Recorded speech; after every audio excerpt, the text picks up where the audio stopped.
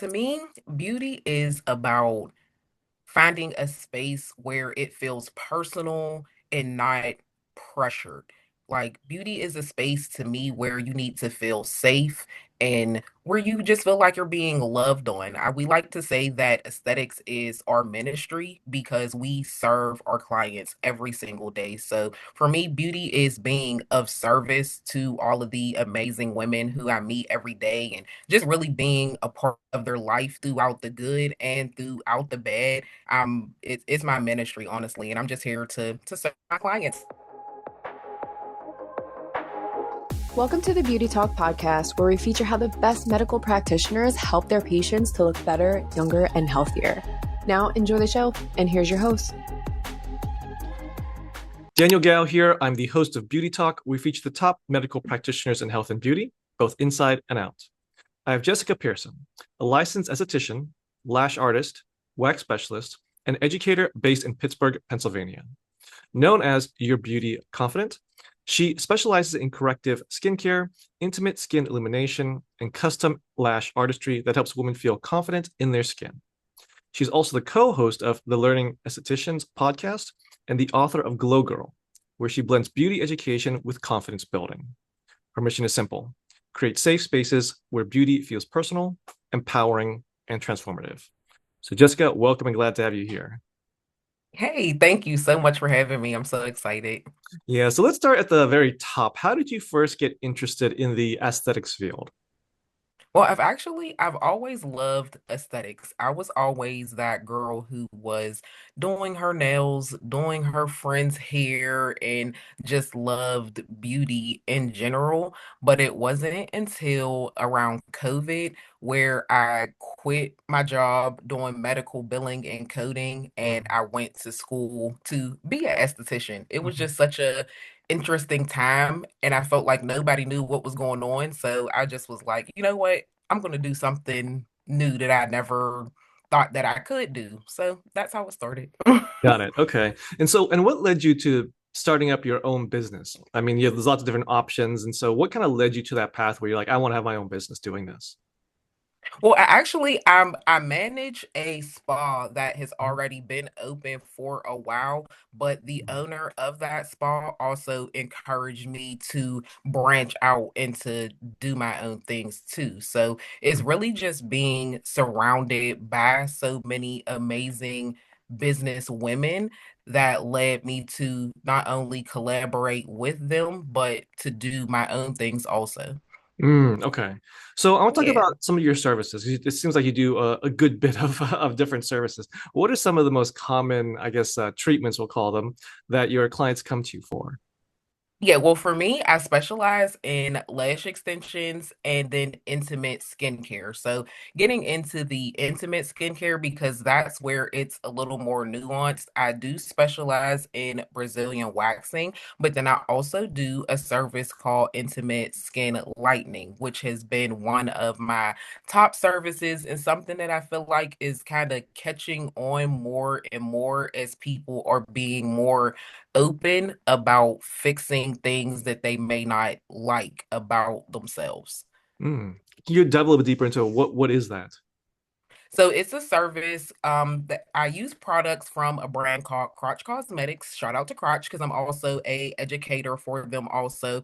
And we're just using different products to help lighten hyperpigmentation in your intimate areas, whether that be your pubic mound, inner thighs, underarms, and we're healing that hyperpigmentation that comes from shaving, comes from hyper friction and ingrown hairs and things like that. So we're really healing the skin and then healing that hyperpigmentation to give you a more brighter, even skin tone. Okay. So Yeah. with this treatment, like, what's the application? Is it like a topical? Is it like a laser? Is it like what is it exactly? Yeah, it's all topical and it does take time. Most protocols will take about 5 to 6 sessions, depending on, of course, the darkness of the hyperpigmentation. And it's all topical products. We use a little bit of nano needling to, just to help to infuse the products into your skin. But it's really cool because there's no downtime. The clients can get it done. You can come back within 5 to 7 days for your next treatment. So we try to do like low and slow, but still get you those results so that there is no downtime, so that you can still put your pants on and go live your life. Yeah. Okay. So if I remember correctly, you said about five to seven sessions. So probably within about a month and a half or so, then you're pretty much going to get the end result of what you're looking. Yeah, exactly. People see a lot of good results, and then you just follow up with your topical products afterwards too, just to continue to keep that area lightened. Okay. So there is some level of you need to keep it going to keep the not as much that you do Yeah, anymore, but just keep yeah, going. definitely. Especially if the cause of it is like hyper friction and things like that. Mhm. Those are things that are going to happen. Your legs are going to rub together, your underarm, you know what I mean? So Mhm. those things we can't stop, but we can help to calm those melanocytes down so that they don't overreact and in turn make the area darker. And then to my women who their hyperpigmentation comes from shaving and things like that, we try to get them to switch over to waxing Mhm. instead of the shaving to help alleviate that issue. Okay. So can you dive into the waxing side of it? Because you mentioned the waxing versus the Yes. shaving. So Mhm. what is the I guess the best benefits of waxing versus the shaving? Well, whenever you wax, you are removing the hair directly from the root, versus whenever you shave, you're only cutting the hair off right at the skin surface. So, one of the top benefits to waxing is that it lasts longer. And that's what we all want, to just have it done and to not have to worry about it for a couple Mhm. days. So, Mhm. that's definitely one of the best benefits. And then two, it helps to alleviate those ingrown hairs, because whenever you're cutting the hair off right at the surface, sometimes whenever it grows back up, it doesn't come completely out of the skin, and it causes itching to some women whenever their hair grows back after they shave and things like that. So it's like a the benefits are more comfort and cleanliness and just not having to worry about shaving every single day. And then of course it will help to alleviate those ingrown hairs and things. Got it. Okay. Now with waxing, I'm sure you get this question from people just who've never done it before and just don't know. Is it kind of a permanent thing, or is it just it's temporary but just lasts longer than shaving? Yeah, well, yeah, with waxing, I tell my girls to try to come back around 3.5 to 4 weeks, but it also depends on how your hair grows. So every person is different.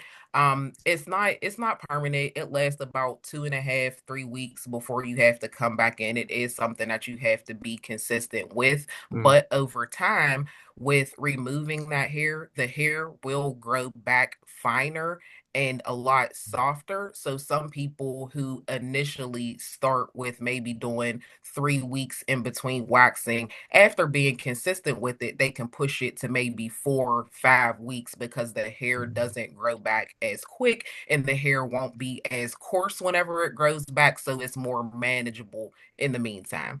okay. And is it one of those things that if you keep doing this over and over and over and over again, that less hair will grow, or kind of no, like it's still going to grow at the same amount, Yes. but It will definitely lessen over time, because mm, whenever we are removing that hair from the follicle, we are, in a sense, damaging that hair follicle. And in those areas, especially your intimate areas, it's almost okay if the hair follicle was damaged and no more mhm, hair grows, because that's not where we want the hair to grow in the yeah. first place. Mhm. So, yes, with continued waxing, you will most definitely see lessened hair growth. Okay, interesting. Now, when it Yeah. comes to these treatments, I'm sure that there's a lot of myths or misconceptions you hear from your clients. What are some of those misconceptions you hear often?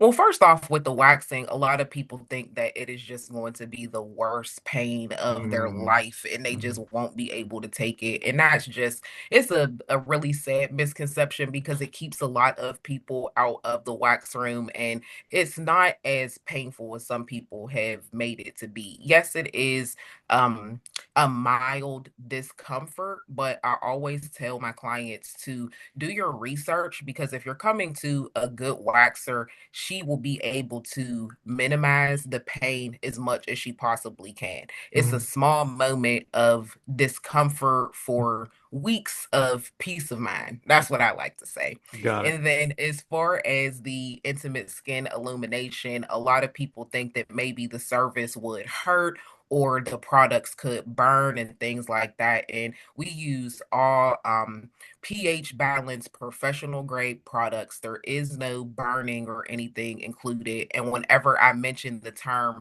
nano needling, especially whenever we're talking about intimate areas, people always kind of cringe a little bit like, whoa, what are we talking about? Needles. But nano needling is not the same as needling.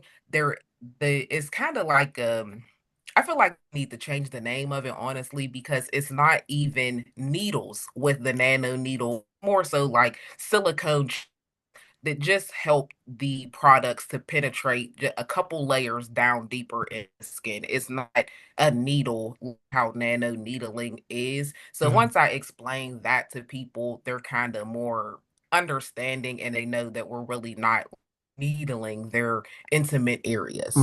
Yeah, it's probably not the best Yes. sales pitch right there.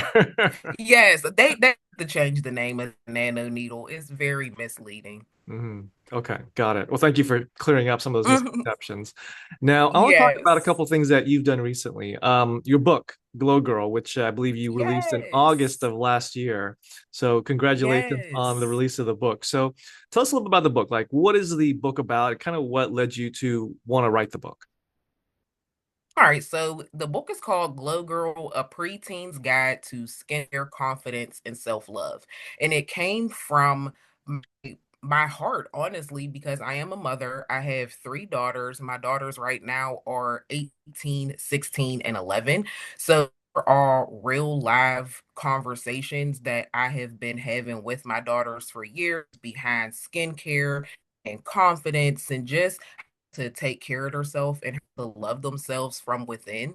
So with my youngest daughter, it just hit me that this is the last time that I could be having some of these conversations, just talking about starting to grow hair underneath your underarms. What do you do whenever you get your first pimple and things like that? So I just thought, you know what, since this is the last time I might be doing this with one of my daughters, what if I just wrote a book and put all of the information that we've been talking about over the years into a book that I could share with people? So that's what I did. I had no thoughts that I would be an author. It just kind of came together. And after speaking with a couple people about it, they're like, you know what? That's a good idea. You should do that. So I put it together with the help of all three of my daughters. And in August, we put it out and it's been amazing. Really Nice. good feedback from it. Awesome. Well, congratulations on that. Thank you. Now, I want to talk about your podcast as well. You have a podcast, the Learning Estheticians. Tell me about the podcast. Yes. Like, what's the podcast about? So this podcast is a podcast for estheticians by estheticians. It's me and my co-host. Her name is Alexis, and she is also an esthetician and a spa owner here in Pittsburgh. And she originally started the podcast, and then I jumped on, and we're kind of revamping it. We're doing like a learning estheticians 2.0. And what we're doing is we're just speaking to estheticians about things that happen in the industry as far as trying to keep your business together and to keep yourself together as an esthetician, as a whole person. And we're just trying to build community, a space where we can all come together, ask questions, and just really just learn from each other because we're learning. We are the learning estheticians. You can't stop learning in this business, and that's one of the things that we want to do. We want to build community so that we can all learn from each other. Awesome. Okay. Now, Yes. now I want to kind of dive into a topic we were talking about before here, Jessica. One where you talked Mhm. about, particularly with the waxing, because that was the one that kind of stood out in my mind. You mentioned that if you go to the right person, like the pain is going to be very much minimized. It's not as bad as people Yes. do. So let's say that someone is looking to get some waxing done, but they don't know who to go to. What Mhm. advice would you give to this person so that they can find that person who has the experience, has the knowledge, and is able to get them those end results they're looking for as pain-free as possible? Yes, my number one suggestion if you are trying to find a good waxer is going to be ask the women around you. Because one thing that I've come to learn is that whenever a client finds a good waxer, they want to stick with them. Whenever they find someone who makes them comfortable, who limits the pain, who has a nice, clean environment, that's not someone who they want to let go because they feel safe there. Mm, So ask your other girlfriends, ask around, hey, does anybody, go and get a wax? Who would you suggest? And then also, whenever you're looking online, always make sure that you read the reviews because something that I've come to realize also is that whenever people do get a good wax, they want to share about it. If they've received a good service, they want to let someone else know. So read those reviews and ask the women around you. very good advice. Now, when it comes to Yes. the educational component, like we kind of talked a little bit about the misconceptions, but how do you approach the educational component with your clients? They come in, they have these ideas in their head, and I'm sure some they just don't know what path to go down, and others maybe have Mhm. misconceptions. So, how do you approach that educational component of this to make sure that they feel comfortable and they know all the benefits and everything that's going into this treatment? You mentioned also like the nano needling; it's really not a needle, so you have to kind of go. Yeah. So how do you approach that educational component of it? Yeah, well, the main way that I try to educate my clients, I try to start outside of the treatment room with my content. I'm always posting content about things that you need to know, just informational and educational content about my services so that if they have any questions, they can ask me in the comments and it kind of just sparks that conversation a little bit earlier. And then I also all of my services have to start with a consultation. And that's like outside of the service. I do about a 35, 40 minute consultation where we just sit down and we go through everything. Any questions that clients have asked me before, I'm adding that to the list so that I can inform the next client about it because it may be something in their head that maybe they don't think about right in the moment. So it would definitely be those consultations and really just taking the time to sit down with my clients, see what their end goal is going to be and what they think, and then giving them all the right information. Okay. And what role do you believe creativity plays in what you do? For me, the creativity in my business comes in for me whenever I do lashes. Everything else is more so very structured. With the intimate skin lightening, we're following a protocol. With waxing, you're trying to be quick and efficient. But whenever it comes to lashing, I feel like that's whenever I can really let my creativity flow because I customize a lash set. I like to look at the person's eye shape, face shape, their lifestyle, and things like that, and really customize the set to them. So that's why lashing is one of my favorite services because that's where I feel like I can kind of my flair a little bit. Okay, good to know. Yeah. Now, Jessica, I'm sure that throughout your experience, you've had some maybe memorable cases, maybe even some challenging cases that you've worked on. Hmm. Is there maybe one story that you can share of just one of those memorable cases and ultimately how you were able to get them a great outcome in the Ooh, let me end? think. Oh, you know what? Here's a good one. So I had a client who came in for a brow wax and a brow tint.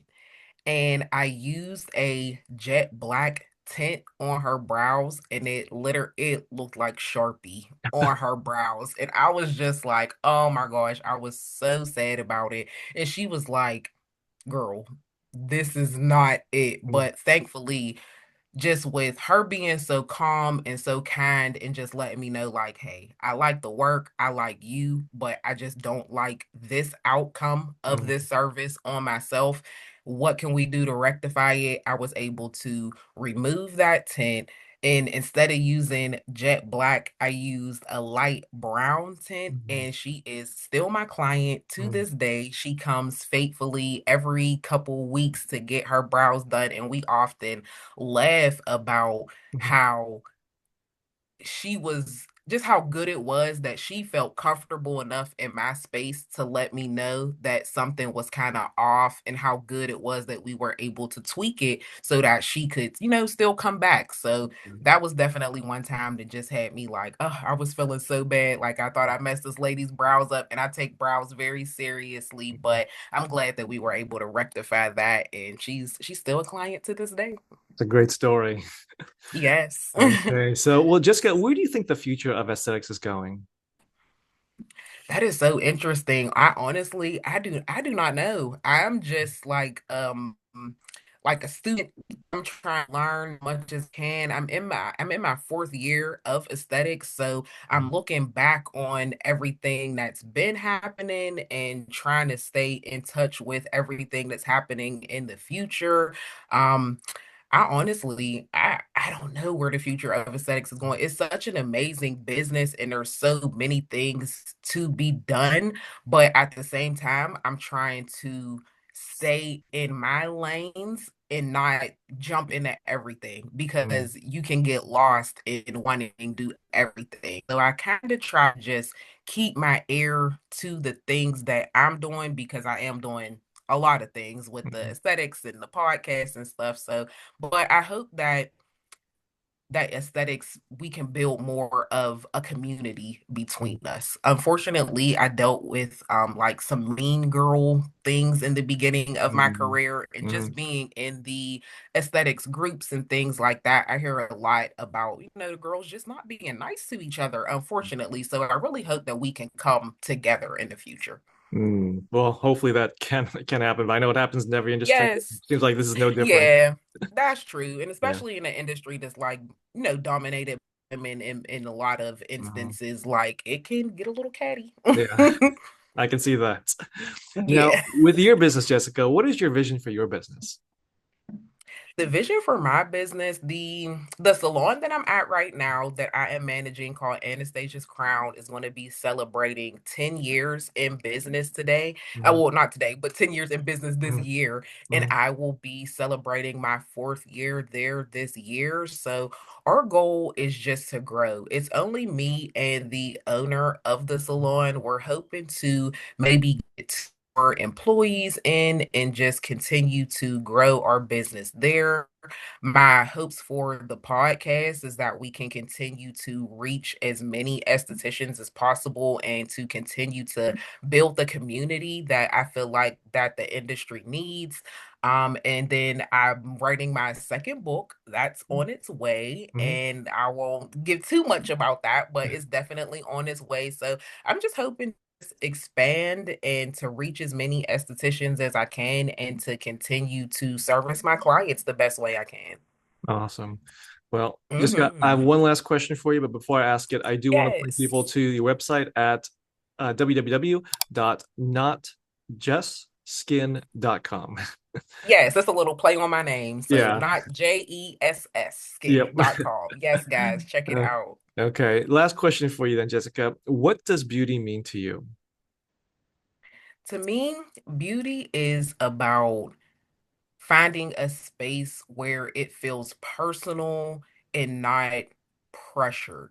Like beauty is a space to me where you need to feel safe, and where you just feel like you're being loved on. We like to say that aesthetics is our ministry, because we serve our clients every single day. So for me, beauty is being of service to all of the amazing women who I meet every day, and just really being a part of their life throughout the good and throughout the bad. It's my ministry, honestly, and I'm just here to serve my clients. Thanks. Awesome. Okay. Well, there you have it. Jessica sharing her expertise. So, Jessica, where can people contact Yes. you in your business? You guys can find me on Instagram, on TikTok under Not Just Skin Aesthetics. You can check out the salon information, Stasia's crown.com, and what else? Oh, and not just skin.com.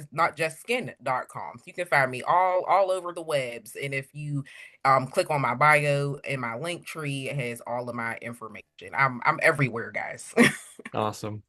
Okay. Well, Jessica, this is great. Thank you for coming on and thank you for sharing your message. Thank you so much for having me. This was great. Thanks for listening to the Beauty Talk podcast. Any questions, please contact the practice directly with the contact information provided during the show. We'll see you again next time. Bye for now.